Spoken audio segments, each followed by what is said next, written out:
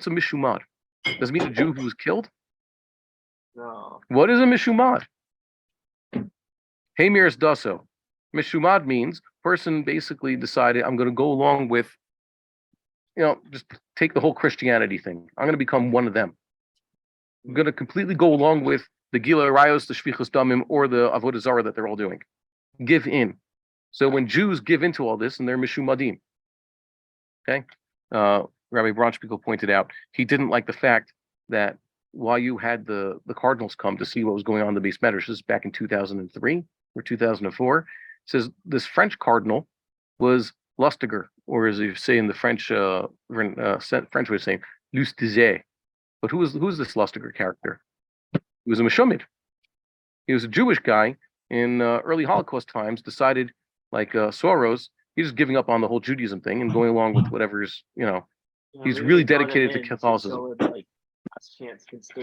No, he was not trying to convert. He came in with his dressed in his full regalia, except no cross.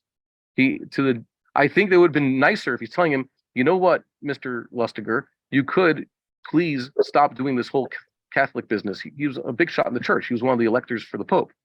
He was also technically a candidate. How's it go? I think, if I'm not mistaken, I'm not the best Catholic, but apparently when they need a new Pope, all the cardinals get together and they select one of themselves in a secret ballot who can be the next Pope.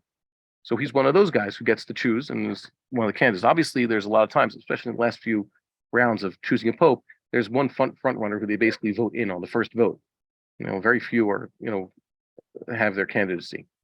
Sometimes it takes a long time to get a Pope. Sometimes it's pretty quick. But the point is, he was a Meshumad. To be a Meshumad means that a person's giving up on the Judaism. And nowadays, you'd have people say, like, yeah, it was a primitive thing. Just go along with it. By the way, they tell people about that. They're going to tell you to predict this is going to happen. And I'm not the only one to predict such a thing as happening, that they're going to force you into this. They're going to force you to go along with this. Chukos HaGoyim means, by the way, you can't do any of their nonsense. If their nonsense was connected to their anti-God agenda, they deny the creation. They deny God as the creator. They want you to worship idols. The whole denial of the fact that God created man and women and differently and all that, that's a denial of creation. That's a chukos HaGoyim. To go along with any of those things that they're doing is completely forbidden by our Torah.